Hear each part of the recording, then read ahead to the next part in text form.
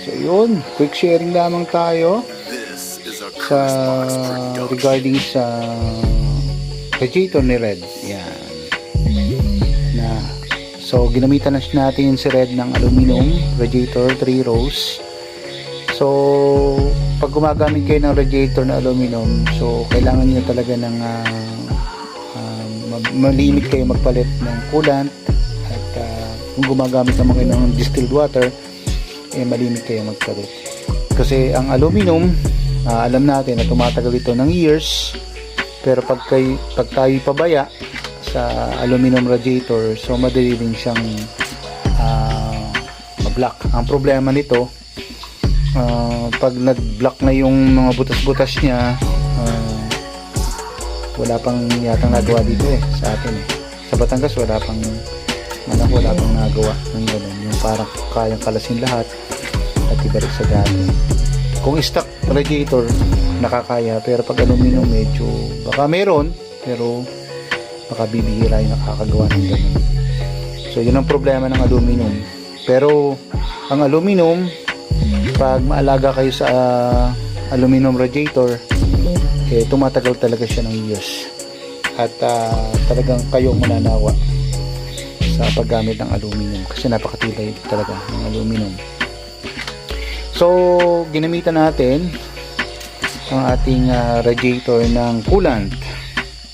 Yan, radiator coolant. So gagamit tayo ng, pwedeng kayong gumamit ng distilled water with pure na coolant, or yung concentrated na tinatawag, or yung tinatawag na ganito, yung premix. Yan. So ginamitan natin to ng premix, and then bago natin pinaltan ng coolant ang ating radiator, so gumagamit tayo ng ganito. Yan. Any brand ng radiator ng plus na ganito, flashing. So maganda rin to sa aluminum kasi nalilinis talaga yung loob, at ang result nito ay talagang kita pagkatapos.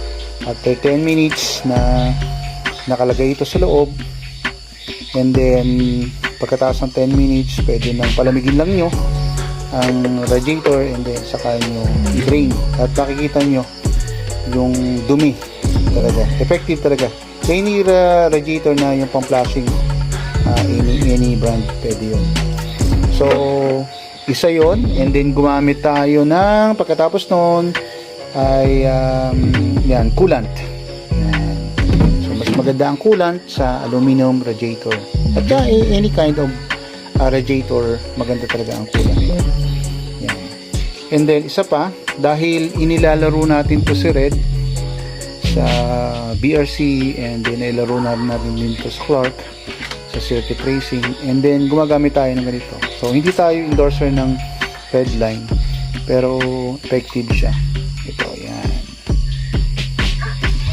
So mayroon namang procedure kung paano paglalagay. Nasa likod naman. It's depend doon sa quarts, sa liters ng inyong radiator. So nandito naman lahat yun, ang instruction.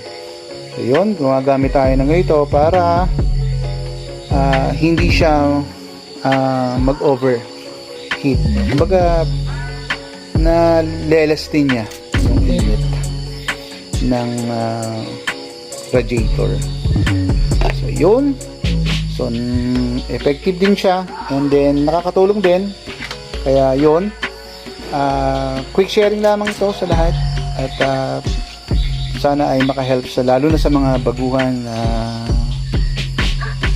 may auto na gustong na-maintain yung kanilang auto sa maayos na paraan.